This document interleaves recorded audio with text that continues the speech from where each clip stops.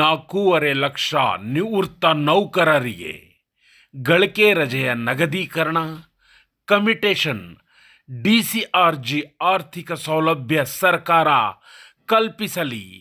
Doctor L Bhyrappa ಆಗ್ರಹ.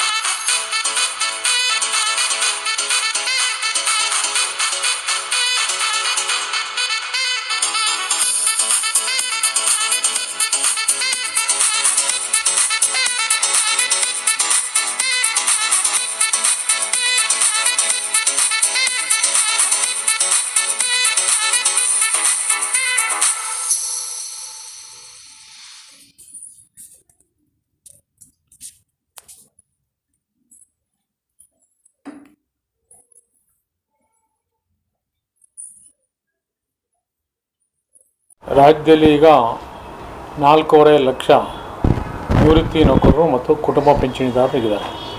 ಬದುಕಿದ್ದಾರೆ, ಎಲ್ಲ ಬದುಕಿದ್ದಾರೆ. Sir, ಈ ನಿವೃತ್ತ ನೌಕರರು ತುಂಬ ಬದುಕಿನ ಇಳಿಸಿನಲ್ಲಿ ಇರ್ತಾರೆ. ಒಂದಷ್ಟು ಬೇಡಿಕೆಗಳು ಸರ್ಕಾರ ಈಡೇರಿಸಿದೆ.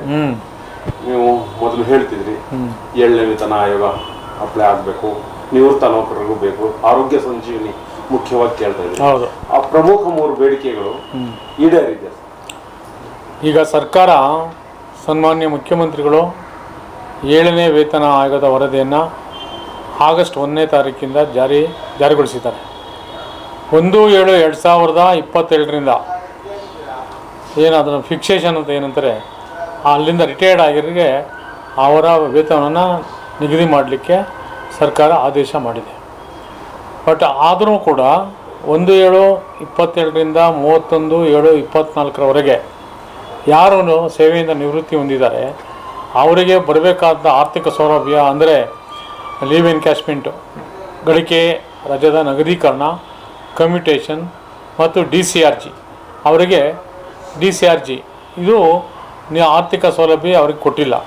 ಓನ್ಲಿ ಫಿಕ್ಸೇಷನ್ ಮಾತ್ರ ಅವ್ರಿಗೆ ಮಾಡಿದ್ದಾರೆ.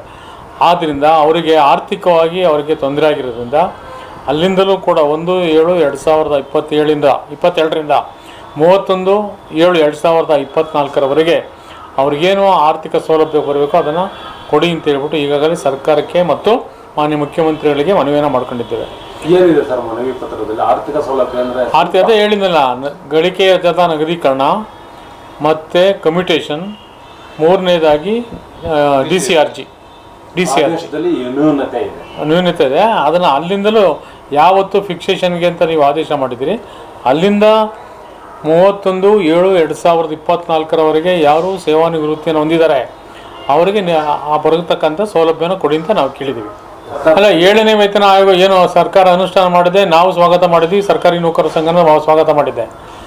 ಈಗ ಏನು ಮೊದಲು ನಾನು ಹೇಳಿದ್ದೆ, ಆ ಸೌಲಭ್ಯದಿಂದ ವಂಚಿತ ಆಗಿರೋರಿಗೆ ಆ ಆರ್ಥಿಕ ಸೌಲಭ್ಯವನ್ನು ಕೊಡಬೇಕು.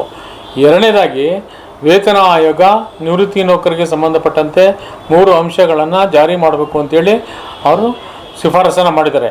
ಮೊದಲನೇದಾಗಿ ಈಗ 80 ವರ್ಷಕ್ಕೂ ವಯೋಮಿತಿ ಮೀರಿದ ನಿವೃತ್ತಿ ನೌಕರಿಗೆ ಕುಟುಂಬ ಪಿಂಚಣಿದಾರರಿಗೆ 20%, 30%, 40%, 50% ಮೂಲ ಪಿಂಚಣಿಯಲ್ಲಿ ಜಾಸ್ತಿ ಕೊಡ್ತಾ ಇದ್ದಾರೆ. ಸೊ ಅದನ್ನು 70, 75, 75, 80 ವರ್ಷ ವಯೋಮಿತಿಗಳಿಗೆ 10% ಮತ್ತು 15% ಮೂಲ ಪಿಂಚಣಿಯಲ್ಲಿ ಆರ್ಥಿಕ ಸೌಲಭ್ಯ ಕೊಡಿ ಅಂತ ನಾವು ನಮ್ಮ ವೇತನ ಆಯೋಗನ ಕೇಳಿದ್ವಿ. ಸೊ ಅವರು 70ರಿಂದ 80 ವರ್ಷದೊಳಗೆ ಯಾರು ನಿವೃತ್ತಿಯನ್ನು ಹೊಂದಿದ್ದಾರೆ ಅವರಿಗೆ 10% ಮೂಲ ಪಿಂಚಣಿಯಲ್ಲಿ ಆರ್ಥಿಕ ಸೌಲಭ್ಯ ಕೊಡಬೇಕು ಅಂತೇಳಿ ಅವರು ಶಿಫಾರಸನ್ನು ಮಾಡಿದ್ದಾರೆ. ಅದನ್ನು ಸರ್ಕಾರ ಇನ್ನೂ ಮಾಡಿಲ್ಲ. ಸೊ ಅದು ಪ್ರಮುಖವಾಗಿ ನಮಗೆ ಆರ್ಥಿಕ ಸೌಲಭ್ಯನ ಕೊಡಬೇಕು ಅಂತ ಕೇಳ್ಕೊಂಡಿದ್ದೀವಿ. 2ನೇದಾಗಿ ಈಗಾಗಲೇ ಸುಮಾರು 2-3 ವರ್ಷಗಳಿಂದಲೂ ಕೂಡ ನಿವೃತ್ತಿ ಸರ್ಕಾರಿ ನೌಕರರಿಗೆ ಕುಟುಂಬ ಪಿಂಚಣಿದಾರರಿಗೆ ನಗದು ರಹಿತ ಆರೋಗ್ಯ ಭಾಗ್ಯ ಯೋಜನೆಯನ್ನು ಅನುಷ್ಠಾನ ಮಾಡಬೇಕು ಅಂತ ಸಾಕಷ್ಟು ಚರ್ಚೆಗಳಾಗಿದೆ. ಮತ್ತು ಕಮಿಟಿ ಮಾಡಿದರು, ಕಮಿಟಿ ರಿಪೋರ್ಟ್ ಕೊಟ್ಟಿದೆ. ಈಗ ಅದು ಸಂಬಂಧಪಟ್ಟಂಥ ಕಡಿತ ಆರ್ಥಿಕ ಇಲಾಖೆಯಲ್ಲಿ ಇದೆ. ಆರೋಗ್ಯ ಸಂಜೀವಿನಿ, ಸಂಧ್ಯಾ ಸುರಕ್ಷಾ ಆರೋಗ್ಯ ಸಂಜೀವಿನಿ. ಸೊ ಅದ್ರ ಬಗ್ಗೆ ಫೈನಾನ್ಸ್ ಡಿಪಾರ್ಟ್ಮೆಂಟ್ ಅಂದರೆ ಆರ್ಥಿಕ ಇಲಾಖೆಯಲ್ಲಿ ಸರ್ಕಾರಕ್ಕೆ ಇದರಿಂದ ಎಷ್ಟು ವೆಚ್ಚ ಬರುತ್ತೆ? ಸುಮಾರು 11 ಲಕ್ಷ ಜನ ಆಗ್ತಾರೆ. 4.5 ಲಕ್ಷ ಜನ ನಾವಿರೋದ್ರಿಂದ 4.5 ಪ್ಲಸ್ ಅಂದರೆ ಗಂಡ ಹೆಂಡತಿ ಅಂದರೆ 9 ಲಕ್ಷ. ಮತ್ತು ಅದರಲ್ಲಿ ವಿಕಲತೆ ಇರೋರು ಅವರು ಕೂಡ ತಂದೆ ತಾಯಿ ಹತ್ರ ಇರ್ತಲ್ಲ.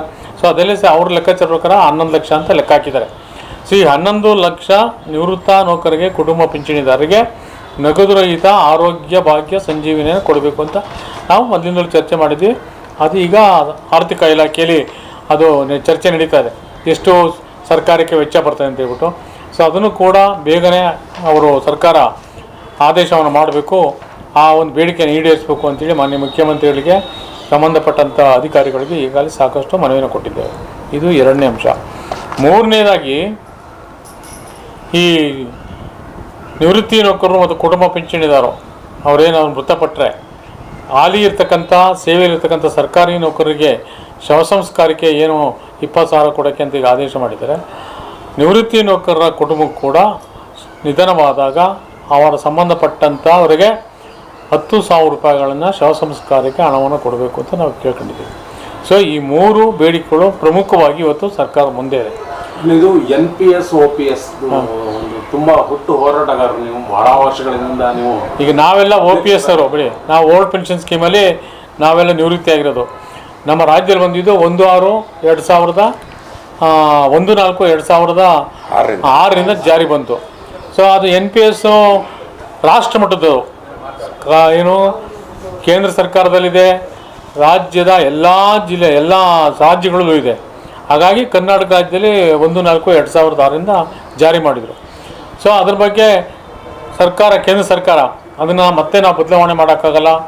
ಆ ಸರ್ಕಾರದ ಹಣವನ್ನು ಮತ್ತು ಎಂಪ್ಲಾಯಿಂದ ಕೊಟ್ಟಿರ್ತಕ್ಕಂಥ ಹಣವನ್ನು ಬೇರೆ ಸಂಸ್ಥೆಗಳಿಗೆ ನಾವು ಹೂಡಿಕೆಯನ್ನು ಮಾಡಿದ್ದೇವೆ.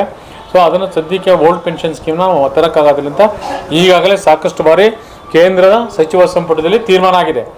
ಆದರೂ ಕೂಡ ನಮ್ಮ ಸಂಘಟಿತರು ಹೋರಾಟವನ್ನು ಮಾಡ್ತಾರೆ, ಅದು ಗಣನೆಗೆ ತೆಗೆದುಕೊಂಡಿಲ್ಲ. ಬಟ್ ಈಗ ಸ್ವಲ್ಪ ಸಿಂಪ್ಲಿಫಿಕೇಷನ್ ಮಾಡಿದ್ದಾರೆ, ಅಂದರೆ ಸರಳತೆ ಮಾಡಿದ್ದಾರೆ. ಈಗ ಮೊನ್ನೆ ಅಲ್ಲಿ ಕೇಂದ್ರ ಸರ್ಕಾರದಲ್ಲಿ ಒಂದು ಸಮಿತಿನ ರಚನೆ ಮಾಡಿದರು, ಅವರೊಂದು ರಿಪೋರ್ಟ್ ಕೊಟ್ಟಿದ್ದಾರೆ. ಅದನ್ನು ರಿಪೋರ್ಟ್ನ ಸರ್ಕಾರ ಅಂಗೀಕರಿಸಿ ಅದನ್ನು NPS ಅಂತ ಮಾಡಿದ್ದಾರೆ. NPS ಅಲ್ಲ, UPS ಅಂತ ಮಾಡಿದ್ದಾರೆ. ಸೊ UPS ಏನು ಜಾರಿ ಮಾಡಿದ್ದಾರೆ ಈಗ, UPS is better than NPS. ಸ್ವಲ್ಪ ಇದರಲ್ಲಿ ಅನುಕೂಲ ಇದೆ. ಸೊ ಅದರಿಂದ ಕೇಂದ್ರ ಸರ್ಕಾರ ಇದ್ರ ಬಗ್ಗೆ ಬಹುಶಃ ನನಗೆ ತಿಳಿದಿರೋ ಮಟ್ಟಿಗೆ ಓಲ್ಡ್ ಪೆನ್ಷನ್ ಸ್ಕೀಮ್ ಅಂತ ಯೋಜನೆಯನ್ನು ತರಲಿಕ್ಕೆ ಸಾಧ್ಯ ಆಗೋದಿಲ್ಲ. ಇರತಕ್ಕಂಥ ಯೋಜನೆಯನ್ನು ಸರಳೀಕರಣಗೊಳಿಸಿ ಏನು ನಿವೃತ್ತಿ ಆಗೋರಿಗೆ ಆರ್ಥಿಕವಾಗಿ ಅನುಕೂಲ ಆಗೋದ ಸಾಧ್ಯತೆ ಇದೆಯೋ ಅದನ್ನು ಮಾಡ್ತಾರೆ ಹೊರತು ಬಹುಶಃ ಮೊದಲಿದ್ದಂಥ 2006ಕ್ಕಿಂತ ಮೊದಲಿತ್ತಲ್ಲ ಏನು ಓಲ್ಡ್ ಪೆನ್ಷನ್ ಸ್ಕೀಮು, ಅದನ್ನು ತರಲಿಕ್ಕೆ ಸಾಧ್ಯ ಆಗೋದಿಲ್ಲ ಅಂತ ನನ್ನ ಭಾವನೆ. ಸೊ UPS ಬಗ್ಗೆ ನಿಮಗೆ ಸಮಾಧಾನ ಇದೆ? UPSಗೆ ಬೆಟರ್ ದೆನ್ NPS ಅಂತ ಹೇಳಿದ್ನಲ್ಲ. ನ್ಯೂ ಪೆನ್ಷನ್ ಸ್ಕೀಮಿನ UPS ಇದು ಪರವಾಗಿಲ್ಲ, ಸರ್ಕಾರಿ ನೌಕರಿಗೆ ಅನುಕೂಲ ಆಗುತ್ತೆ. ಇನ್ನೂ ಒಂದು ಪರಿಷ್ಕರಣೆ ಆಗಬೇಕು. ಅದು ಈಗ ಸೆಂಟ್ರಲ್ ಗೌರ್ಮೆಂಟು ಒಪ್ಕೊಂಡಿದೆ, ಈಗ ಇಂಪ್ಲಿಮೆಂಟ್ ಮಾಡ್ತದೆ. ಸೆಂಟ್ರಲ್ ಗೌರ್ಮೆಂಟ್ ಒಪ್ಕೊಂಡ್ಮೇಲೆ ಕೇಂದ್ರ ಸರ್ಕಾರ, ರಾಜ್ಯ ಸರ್ಕಾರಗಳು ಕೂಡ ಒಪ್ಕೊಬೇಕು. ಅದರಲ್ಲಿ ಆಪ್ಷನ್ ಕೂಡ ಇದೆ. NPS ಅಲ್ಲಿ ಆದರೆ ಇಷ್ಟ ಇದ್ದರೆ NPS ಅಲ್ಲಿರಿ, ಇಲ್ಲ OPS ಬರೋದ್ರೆ OPS ಬರೋದ್ರಿಂದ ಕೇಂದ್ರ ಸರ್ಕಾರ ಇದನ್ನು 1/4/2025ರಿಂದ ಅನುಷ್ಠಾನ ಮಾಡ್ತೀವಿ ಅಂತ ಹೇಳಿದ್ದಾರೆ. 1/4/2025ರಿಂದ ಅನುಷ್ಠಾನ ಮಾಡ್ತೀವಿ. ಅಷ್ಟರೊಳಗೆ ನಿಮಗೆ NPS ಬೇಕಾ OPS ಬೇಕಾ ತೀರ್ಮಾನ ಮಾಡ್ಕೊಂಡು ಬರ್ಕೊಂಡು ಅಂತ ಹೇಳಿದ್ದಾರೆ.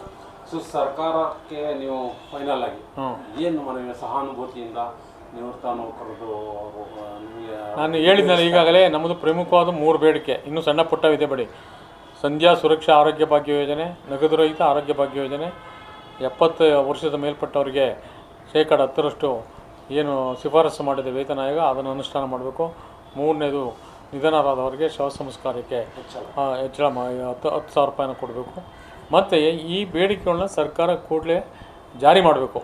ಸೊ ಇದನ್ನು ಸರ್ಕಾರಕ್ಕೆ ನಾವು ಒತ್ತಾಯ ತರಲಿಕ್ಕೆ ಬಹುಶಃ ಅಕ್ಟೋಬರ್ ಕೊನೆಯ ವಾರದಲ್ಲಿ ಅಥವಾ ನವಂಬರ್ ಮೊದಲನೇ ವಾರದಲ್ಲಿ 2ನೇ ವಾರದಲ್ಲಿ ರಾಜ್ಯ ಮಟ್ಟದ ಒಂದು ಸಮಾವೇಶನ ಮಾಡಬೇಕು ಅಂತ ತೀರ್ಮಾನ ಮಾಡಿದ್ದೇವೆ. ಇದು ಮೊದಲೇ ಮಾಡಬೇಕಾಯಿತು, ಅದು ಮಾಡಲಿಕ್ಕೆ ಅನಾನುಕೂಲ ಆಯಿತು. ಈ ಅಕ್ಟೋಬರ್ ಕೊನೆಯ ವಾರ ಅಥವಾ ನವಂಬರ್ ಮೊದಲನೇ ವಾರದಲ್ಲಿ ಸುಮಾರು 1 ಲಕ್ಷ ಜನ ನಿವೃತ್ತಿ ನೌಕರನ್ನ ಸೇರಿಸ್ಬೇಕು ಅಂತ ನಾವು ತಯಾರಿ ನಡೀತಾ ಇದೆ. ಅದನ್ನು ಇನಾಗ್ರೇಷನ್ ಮಾಡಲಿಕ್ಕೆ ಮಾನ್ಯ ಮುಖ್ಯಮಂತ್ರಿಗಳಿಗೆ ಈಗಾಗಲೇ 2-3 ಸಾರಿ ಮಾತಾಡಿದ್ದೀನಿ ನಾನು. ಮಾನ್ಯ ಮುಖ್ಯಮಂತ್ರಿಗಳು ಆಯಿತು ಮಾಡೋಣ ಅಂತ ಹೇಳಿದರೆ ಒಂದು ಡೇಟ್ ತಗೊಬೇಕು ಅವ್ರಿಗೆ ಏನು ಈ ಕೋರ್ಟಿಂದು ಪಾರ್ಟಿಂದು ಸ್ವಲ್ಪ ಜುಗುಪ್ಸೆ ಇರೋದ್ರಿಂದ ಈ ಸಂದರ್ಭ ಒಳ್ಳೆಯದಲ್ಲ ಅಂದ್ಬಿಟ್ಟು ಸುಮ್ಮನೆ ಕಾಯ್ತಾ ಇದ್ದೀನಿ ನಾನು. ಸೊ ಅವರೊಂದು ಡೇಟ್ ಕೊಟ್ಟರೆ ನಾವು ನಮ್ಮ ಬೇಡಿಕೆಯನ್ನು ಮಂಡಿಸಲಿಕ್ಕೆ, ಸಂಘಟನೆ ಮಾಡಲಿಕ್ಕೆ, ಮತ್ತು ಸರ್ಕಾರಿ ನಿವೃತ್ತಿ ನೌಕರರು ಸಾರ್ವಜನಿಕರಿಗೆ ಯಾವ ರೀತಿ ಸರ್ಕಾರದ ಕಾರ್ಯಕ್ರಮಗಳನ್ನು ಅನುಷ್ಠಾನ ಮಾಡಲಿಕ್ಕೆ ಅವರಿಗೆ ಯಾವ ರೀತಿ ಅವ್ರ ಮಾಹಿತಿನ ಕೊಡಬೇಕು, ಇದೆಲ್ಲರೂ ಸೇರಿ ಒಂದು ಕಾರ್ಯಾಗಾರ ಮತ್ತು ಸಮಾವೇಶ. ಆ ಸಮಾವೇಶದಲ್ಲಿ ಸುಮಾರು ರಾಜ್ಯದ ಒಂದು 300 ಜನ 80 ವರ್ಷ ವಯೋಮಿತಿ ಮೀರಿದ 300 ನಮ್ಮ ನಿವೃತ್ತಿ ನೌಕರಿಗೆ ರಾಜ್ಯ ಮಟ್ಟದ ಒಂದು ಅಭಿನಂದನೆಯ ಸನ್ಮಾನವನ್ನು ಕೂಡ ಮಾಡ್ತಾಯಿದ್ದೀವಿ. ಈ ಸಮಾವೇಶ ಎಲ್ಲಿ ಮಾಡಬೇಕು? ಕಾರ್ಯಾಗಾರ 1 ಲಕ್ಷ ಜನ ಅಂತಂದರೆ ಇಲ್ಲ ಅಲ್ಲಿ ಪ್ಯಾಲೇಸ್ ಗ್ರೌಂಡಲ್ಲೇ ಮಾಡ್ಬೇಕು. ನಾವು ಮಿನಿಮಮ್ 50,000 ಅಂತೂ ಸೇರ್ತಾರೆ. ಇನ್ನು ಸ್ವಲ್ಪ ನಾವು ಸಂಘಟನೆ ಮಾಡ್ಕೊಂಡ್ರೆ ಬರ್ತಾರೆ ಜನ, ಭಾಳ ಈಗ ಬರ್ಲಿಕ್ಕೆ ರೆಡಿ ಇದ್ದಾರೆ. ಸೊ ಹಾಗಾಗಿ ಪ್ಯಾಲೇಸ್ ಗ್ರೌಂಡಲ್ಲೇ ಎಲ್ಲ ನಾವು ಜಾಗ ನೋಡಿ ಮಾಡಬೇಕು ಅಂತ ತೀರ್ಮಾನ ಮಾಡಿದ್ದೀವಿ.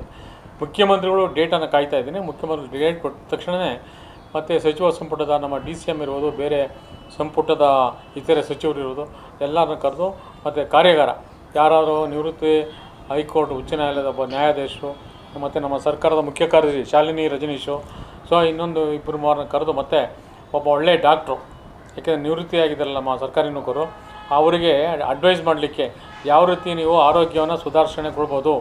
ಈ ಹೊಸ ಥರದ ಕಾಯಿಲೆಗಳು ಬರ್ತಾಯಿದ್ದಾವೆ, ಈಗ ದೀರ್ಘಕಾಲದ ಕಾಯಿಲೆಗಳಿದ್ದಾವೆ, ಇದಕ್ಕೆ ನೀವು ಯಾವ ರೀತಿ ಅದನ್ನು ತಡೆಗಟ್ಟಕ್ಕೆ ಬೆಳಗ್ಗೆ ಎದ್ದು ತಾವೇನು ವ್ಯಾಯಾಮ ಮಾಡಬೇಕಾ, ವಾಕಿಂಗ್ ಮಾಡಬೇಕಾ, ಮತ್ತು ಅದಕ್ಕೇನು ಅನ್ನೋದು ಅದ್ರ ಬಗ್ಗೆಯೂ ಕೂಡ ನಾವು ಒಂದು ಕಾರ್ಯಾಗಾರ ಮಾಡಬೇಕು ಅಂತ ತೀರ್ಮಾನ ಮಾಡಿದ್ದೇವೆ. ಈಗಾಗಲೇ ಕೆಲವರ ಹತ್ರ ಆಮೇಲೆ ಮಾತಾಡಿದ್ದೇವೆ. ಸೊ ಇದು ಅಕ್ಟೋಬರ್ ಲಾಸ್ಟ್ ವೀಕ್ ನವಂಬರ್ ಮೊದಲನೇ ವಾರದಲ್ಲಿ ಈ ಒಂದು ಕಾರ್ಯಾಗಾರ ನಡೀತದೆ.